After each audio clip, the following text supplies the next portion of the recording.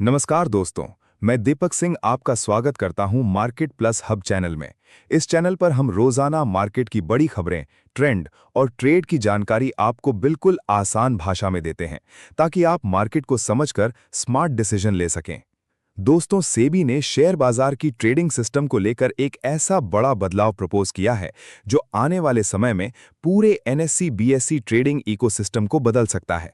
अभी तक मार्केट में बहुत सारी इंस्टीट्यूशनल ट्रेड्स और एपीआई बेस्ड सिस्टम्स एक सेंट्रलाइज्ड स्ट्रक्चर पर डिपेंड थे, लेकिन अब रेगुलेटर इस सिस्टम को फास्ट, सिक्योर और डिसेंट्रलाइज्ड बनाना चाहता है। सबसे बड़ी बात यह है कि आने वाले समय में एल्गो ट्रेडिंग, ब्रोकर कनेक्टिविटी और एग्जीक्यूशन स्पीड में बड़ा बदलाव देखने को मिल सकता है। अब आसान भाषा में समझते हैं कि आखिर सेबी ने किया क्या है। अभी मार्केट में एसटीपी यानी स्ट्रेट थ्रू प्रोसेसिंग फ्रेमवर्क इस्तेमाल होता है, जिसके जरिए ब्रोकर्स, कस्टोडियंस और इंस्टीट्यूशंस के बीच ट्रेडिंग रिलेटेड मैसेजेस ट्रांसफर होते हैं। लेकिन अभी ये सिस्टम काफी सेंट्रलाइज्ड है। सेबी अब एपीआई बेस्ड डायरेक्ट कनेक्टिविटी लाना चाहता है, ताकि लेटेंसी कम हो, स्पीड बढ़े और मार्केट इंफ्रास्ट्रक्चर ज्यादा मजबूत बने। अब सवाल ये है कि अचानक सेबी को इतना बड़ा बदलाव क्यों करना पड़ा।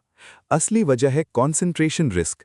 सेबी के एनालिसिस में पता चला कि मार्केट के ज्यादातर एसटीपी मैसेजेस एक ही बड़े सर्विस प्रोवाइडर के जरिए जा रहे थे। यानी अगर उस सिस्टम में कोई टेक्निकल इशू आता तो पूरे मार्केट ऑपरेशंस पर असर पड़ सकता था। इसलिए अब रेगुलेटर पूरा सिस्टम डिसेंट्रलाइज्ड बनाना चाहता है। वैश्विक बाजारों में पहले से ही एल्गोरिदमिक और एपीआई बेस्ड ट्रेडिंग डोमिनेट करती है। यूएस और यूरोप जैसे मार्केट्स में ultra fast systems institutional trading का बैकबोन बन चुके हैं। भारत भी अब उसी डायरेक्शन में तेजी से आगे बढ़ रहा है। इससे फॉरेन इन्वेस्टर्स का कॉन्फिडेंस बढ़ सकता है और इंडियन मार्केट फ्यूचर रेडी बन सकता है। इस खबर का सीधा असर स्टॉक मार्केट इकोसिस्टम पर देखने को मिल सकता है। बड़े ब्रोकर्स, फिनटेक कंपनीज और एल्गो प्लेटफॉर्म्स को अपने सिस्टम्स अपग्रेड करने पड़ सकते हैं। बैंकिंग, फिनटेक और एक्सचेंज टेक्नोलॉजी कंपनियों में इंटरेस्ट बढ़ सकता है। वहीं छोटे ब्रोकर्स पर कंप्लायंस प्रेशर बढ़ने की संभावना भी है। दोस्तों, मार्केट में अब सिर्फ बाइंग सेलिंग नहीं चल रही, बल्कि पूरा खेल स्पीड और ऑटोमेशन का हो चुका है। जो ट्रेडर या इंस्टीट्यूशन फास्टेस्ट एग्जीक्यूशन देगा, वही एडवांटेज लेगा। यही वजह है कि एपीआई ट्रेडिंग और एल्गो सिस्टम्स तेजी से बढ़ रहे हैं। सेबी इसी हिडन सिस्टमिक रिस्क को खत्म करना चाहता है, ताकि फ्यूचर में मार्केट ज्यादा स्टेबल और सिक्योर बन सके। मार्केट बिहेवियर की बात करें तो ऐसी खबरें शॉर्ट टर्म ट्रेडर्स को कंफ्यूज करती हैं, क्योंकि इमीडिएट इंपैक्ट दिखाई नहीं देता।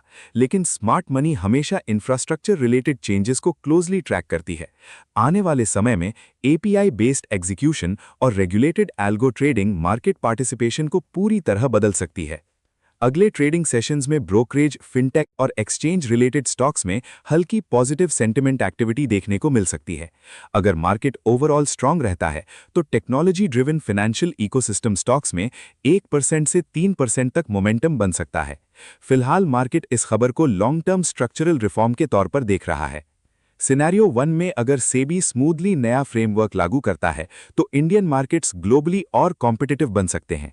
सिनेरियो 2 में अगर ब्रोकर्स कंप्लायंस कॉस्ट हैंडल नहीं कर पाए तो छोटे प्लेयर्स पर प्रेशर बढ़ सकता है। सिनेरियो 3 में एल्गो ट्रेडिंग पार्टिसिपेशन बढ़ने से मार्केट वॉलेटिलिटी और फास्ट स्पाइक्स देखने को मिल सकते हैं। सिनेरियो 4 में रिटेल ट्रेडर्स के लिए फ्यूचर में एपीआई एक्सेस ज्यादा रेगुलेटेड हो सकता है। रिटेल ट्रेडर्स को सबसे ज्यादा ध्यान इस बात पर देना होगा कि मार्केट अब धीरे धीरे ऑटोमेटेड इकोसिस्टम की तरफ जा रहा है।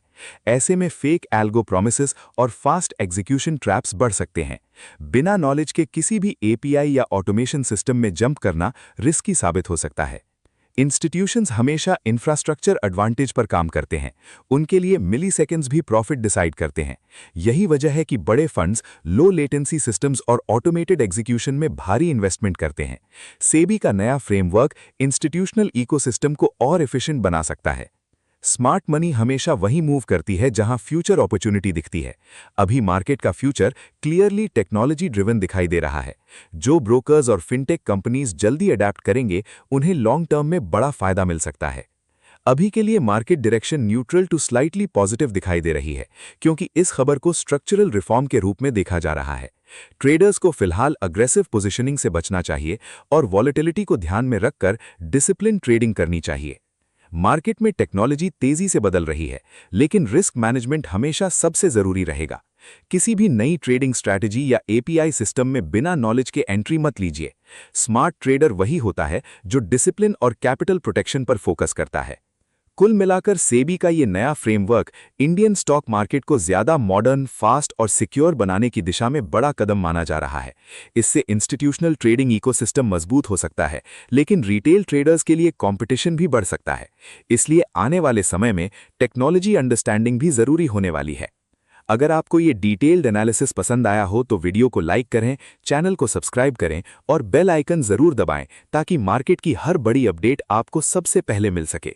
नीचे कमेंट करके जरूर बताइए कि क्या सेबी का ये नया कदम रिटेल ट्रेडर्स के लिए अच्छा है या फ्यूचर में कंपटीशन और मुश्किल होने वाला है।